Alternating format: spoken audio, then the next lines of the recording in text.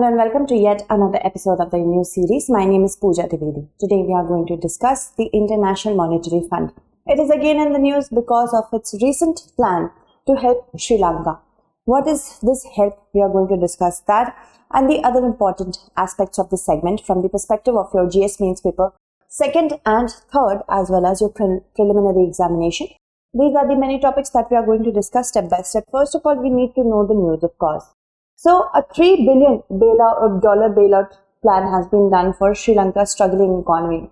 Sri Lanka's struggling economy is deeply rooted in its too much external debt, and that wasn't able to be serviced from the thriving tourism industry of Sri Lanka, which took a dent during the COVID-19 period.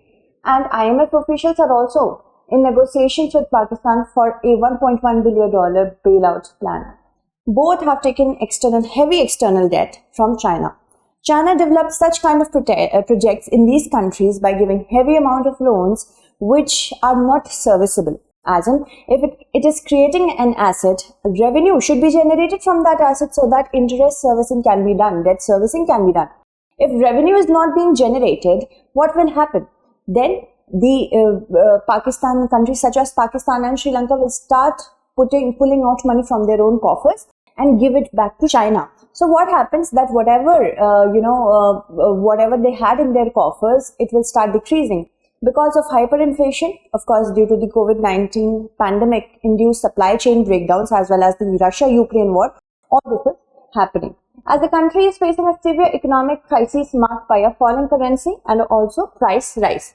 The IMF was established in the year 1944 during the United Nations Bretton Woods Conference. The 44 countries in attendance sought to build a framework for international economic cooperation in order to avoid repeating the competitive currency devaluation that contributed to the Great Depression in the 1930s. You know, there are 190 member countries of it, 150 nationalities among staff. It's very diverse, and it has the amount available for lending is $1 trillion, and there are 34 current lending arrangements. 76 countries have been recipient of emergency pandemic funding, and $303 million are for technical advice, training and learning. So this was a breakdown. Moving ahead, now the main aim of the IMF is to achieve sustainable growth and prosperity, not one, not two, not for one or two, but all 190 nations. It does so by supporting economic policies and promote financial stability and monetary cooperation. If you want help from the IMF, you have to also abide by whatever rules they are suggesting you in order to make your economy healthy again. As it is essential to increase productivity, job creation and economic growth, whatever rules they will impose. The IMF is governed by and accountable to its member countries. Moving on to the next three important missions that it has. Furthering international monetary cooperation, also encouraging the expansion of trade and economic growth, then only globalization will be in its true essence. And discouraging policies that would harm prosperity.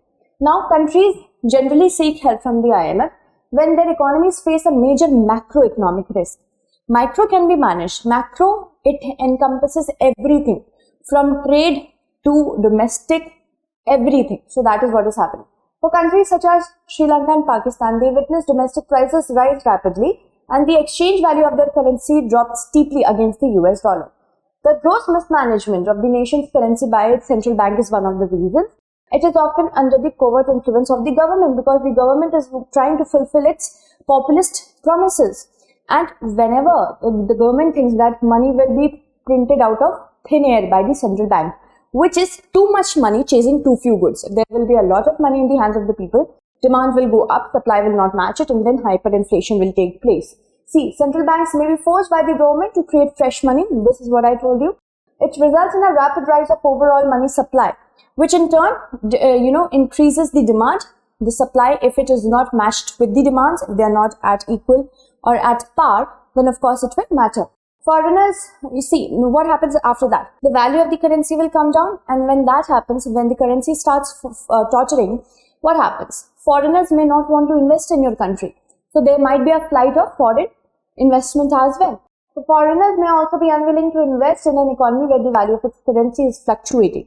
Then external debt and other obligations are there to purchase oil, import oil and other important things. Now you have nothing in your coffers. What will happen? You have to take help from the IMF. Now, this is the reason that IMF comes into the picture. Meanwhile, a country's domestic economic policies, which are mismanagement, gross mismanagement, can also be one of its reasons. Imperils productivity. It can affect a country's ability to attract necessary foreign investment. If there will be a fluctuation in the economy, the production capacity may also be dented. And when that happens, FDI won't be there. Then also, if you are manufacturing certain things which are not attractive to foreigners, then also it is a problem. Now, how does the IMF help countries? It lends money, and it is often in the form of special drawing rights. Special drawing rights are neither a credit facility, I can say, nor any sort of claim that can be done by the country. It is a unit of measurement, and it is adjusted every 5 years. It is calculated on a daily basis. Okay, and this SDR is given to the troubled economies. It represents a basket of 5 currencies. From this only you can choose how much do you want. Namely the US dollars. What are the 5 currencies? This could be a prelim stack. US dollar, Euro, Chinese yuan, Japanese yen, and British pound. It carries out its lending activities to troubled economies through extended credit facility. I have already taught you that. Flexible credit line and standby agreement. I will attach the link of the segment in which all these 3 are there. Countries which are receiving the bailout, they can use the SDR for various purposes depending on the individual circumstances. For both Pakistan and Sri Lanka, this is to purchase very essential items. So it's pretty urgent. Moving on, the IMF usually imposes conditions on countries before it lends the money. This is one of the criticisms that many people have done. For example, a country may have to agree to implement certain structural changes. That means changes which are on the policy level. And this is generally what it says, that this is actually harmful to the sovereignty of the country. IMF's conditional lending is there. I will lend you money, but you have to abide by my rules. So this is one thing that it could be too tough on the public. And the populism that or the populist support that the government of the country is having right now, it might also get dented. Some have also accused the IMF's lending decisions to be influenced by international politics. That is, of course, one of the greatest criticisms.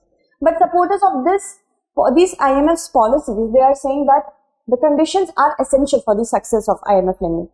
IMF wants you to succeed after that lending, not put that money in another black hole.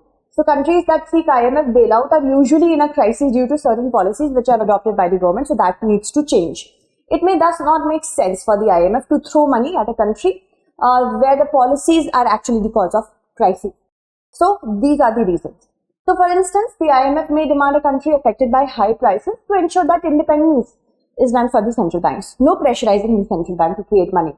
Corruption should also be rooted out. Taxation policy could be changed.